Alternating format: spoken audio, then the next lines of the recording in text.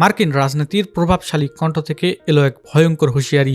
ইরানের সর্বোচ্চ ধর্মীয় নেতা আয়াতুল্লাহ খামেনিকে লক্ষ্য করে এমন এক বক্তব্য যা মধ্যপ্রাচ্যের রাজনীতিকে কাঁপিয়ে তুলেছে।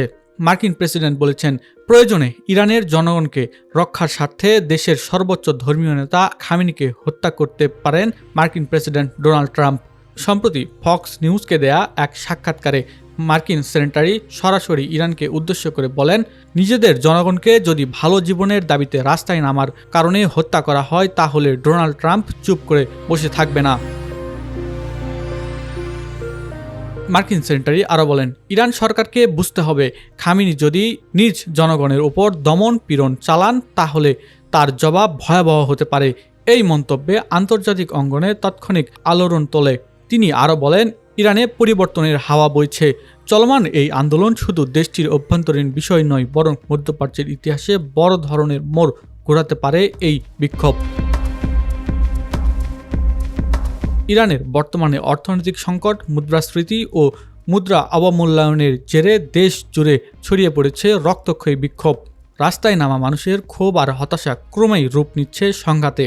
এই পরিস্থিতিকে ঘিরে যুক্তরাষ্ট্রসহ সম্প্রতি মার্কিন প্রেসিডেন্ট স্পষ্ট হুঁশিয়ারি দিয়ে বলেন, বিক্ষোভকারীদের উপর হামলা হলে ওয়াশিংটন শক্তিশালী প্রতিক্রিয়া দেখাবে। এরই মধ্যে ভিন্ন বার্তা দিয়েছে তেহরান। ইরানের বিচার বিভাগ বিক্ষোভ দমনের কঠোর অবস্থার ঘোষণা দিয়েছে।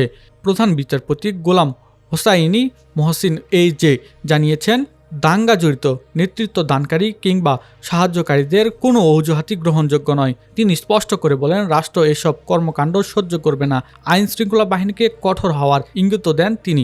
জানান, পরিস্থিতি নিয়ন্ত্রণে আনতে সব ধরনের ব্যবস্থা নেওয়া হবে।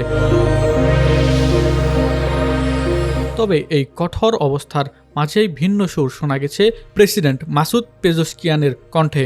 তিনি নিরাপত্তা বাহিনীকে আন্দোলনকারীদের বিরুদ্ধে নির্বিচারে দমনমূলক ব্যবস্থা না নেওয়ার নির্দেশ দিয়েছেন।